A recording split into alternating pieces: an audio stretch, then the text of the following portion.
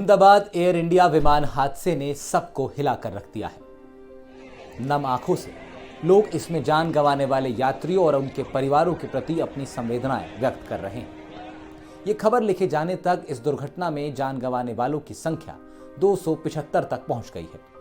मृतकों की संख्या के आधार पर इसे चरखी दादरी वाले प्लेन क्रैश के बाद भारत का दूसरा सबसे बड़ा विमान हादसा माना जा रहा है। चरखी दादरी प्लेन क्रैश में कुल 349 लोगों ने अपनी जान गंवा दी थी। 2 विमानों की आमने सामने की टक्कर इसकी वजह थी।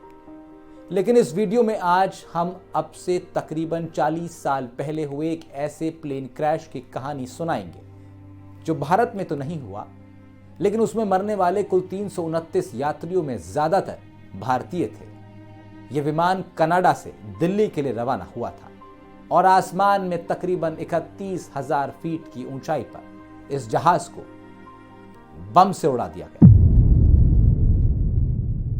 वो साल था 1985 और तारीख थी 23 जून, जब कनाडा के मॉन्ट्रियल हवाई अड्डे पर एयर इंडिया की फ्लाइट संख्या 182, जिसे कनिष्क नाम से भी जाना जाता था, नई दिल्ली के लिए उड़ान भरने को तैयार थी।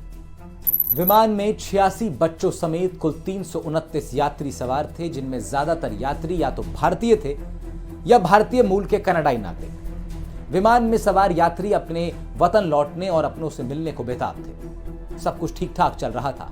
बिल्कुल तय वक्त पर एयर इंडिया का यह विमान मॉन्ट्रियल हवाई अड्डे से टेक ऑफ किया, लेकिन टेक ऑफ के सिर्फ 45 मिनट बाद ही जब विमान आयरलैंड के आसमान में 31,000 फुट की ऊंचाई पर था, तभी एक जोरदार धमाका हुआ और पलक झपकते ही कनिष्क के टुकड़े टुकड़े हो गए। धमाके के बाद जहाज का मलबा और कुल 329 यात्रियों की जिंदगी हमेशा के लिए अटलांटिक महासागर की लहरों में बिखर गई। भारतीय समय के अनुसार यह धमाका दोपहर करीब 12:46 पर हुआ था। धमाके के वक्त यह विमान आयरलैंड के दक्षिणी तट के पास अटलांटिक महासागर के ऊपर से उड़ान भर रहा था, लेकिन अचानक यह विमान रडार से गायब हो गया, जिसके बाद एयर ट्रैफिक कंट्रोल यानी एटीसी ने विमान से संपर्क करने का प्रयास किया, लेकिन कोई जवाब नहीं मिल रहा था। तकरीबन कुछ मिनटों के बाद ही Irish air traffic control room को एक विमान के अटलांटिक महासागर में गिरने की सूचना मिली। दरअसल जब कनिष्क का मलबा समुद्र में गिरा, तब आसपास से गुजर रहे समुद्री जहाज के अधिकारियों की इस पर नजर पड़ी। उन्होंने तुरंत आयरिश और ब्रिटिश समुद्री अधिकारियों को सूचित किया, जिसके बाद यह सूचना Irish air traffic control room तक पहुंची। सूचना मिलते ही आनन फानन में विमान की आखिरी रडार लोकेशन और समुद्री जहाजों से मिली सूचनाओं के आधार पर हादसे की जगह का अनुमान लगाया गया। यह लोकेशन आयरलैंड के कॉक तट से करीब 190 किलोमीटर दूर अटलांटिक महासागर में थी। आयरलैंड का तट इस हादसे के सबसे नजदीक था, इसीलिए कुछ ही घंटों बाद आयरिश बचाव दल घटनास्थल पर पहुंचा। बचाव दल जब मौके पर पहुंचा तो सामने एक दिल दहला देने वाला मंजर था। विमान का मलबा कागज के टुकड़ों की तरह समुद्र की सतह पर तैर रहा था। सीटें, बैग, कपड़े और जहाज के छोटे छोटे हिस्से समुद्र में तैर रहे थे। पानी में चारों तरफ यात्रियों की लाशें थीं। काफी मशक्कत के बाद 329 में से सिर्फ 131 शव ही बरामद हो पाए। बाकी समुद्र की गहराइयों में कहीं गुम हो गए। लेकिन मेडिकल जांच में जो एक और दर्दनाक सच उजागर हुआ, वो ये कि जहाज में कुछ ऐसे यात्री भी थे जो धमाके में बच गए थे, क्योंकि ये लोग विमान के उस हिस्से में थे जो कम क्षतिग्रस्त हुआ था। लेकिन अफसोस कि धमाके में बच जाने के बाद भी समुद्र में डूबने की वजह से उनकी सांसें थम गई थी।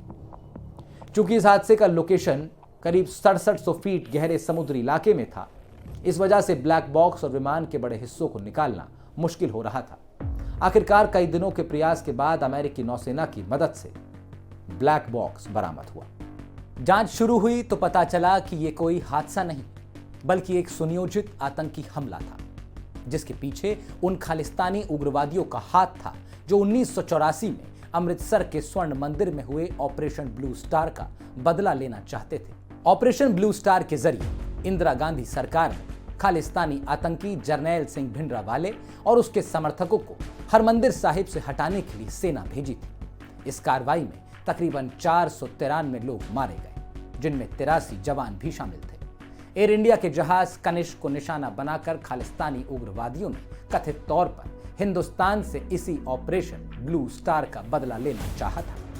हैरानी की बात यह थी कि उसी दिन जापान के नरीता हवाई अड्डे पर भी एयर इंडिया के एक और फ्लाइट को निशाना बनाया गया, जिसमें 2 जापानी कर्मचारी मारे गए थे। जांच में यह साफ हो गया कि इन हमलों का मास्टरमाइंड बब्बर खालसा इंटरनेशनल का कुख्यात आतंकी इंद्रजीत सिंह रियात था। भारतीय मूल का कनाडाई नागरिक रियात कनाडा में इलेक्ट्रीशियन का काम करता था। कनिष्क प्लेन धमाके में जिस बम का इस्तेमाल हुआ उसे खुद रियात ने ही बनाया था और उसी ने एक सूटकेस में बम छिपाकर उसे विमान के कॉकपिट के पास रखवाया भी था। इस साजिश में बब्बर खालसा से जुड़े कई आतंकियों ने उसकी मदद की थी, लेकिन कनिष्क बम विस्फोट मामले में केवल इंद्रजीत सिंह रियात को ही दोषी ठहराया गया, जबकि इस साजिश में शामिल बाकी सभी संदिग्धों को सबूतों के अभाव में या तो बरी कर दिया गया या वो फरार हो गए। पिछले साल यानी 2024 में एक बयान देते हुए कनाडाई पुलिस ने कहा था कि कनिष्क बम विस्फोट की जांच अभी भी चल रही है, लेकिन इस केस में रियात के अलावा अन्य किसी को भी दोषी नहीं ठहराया गया।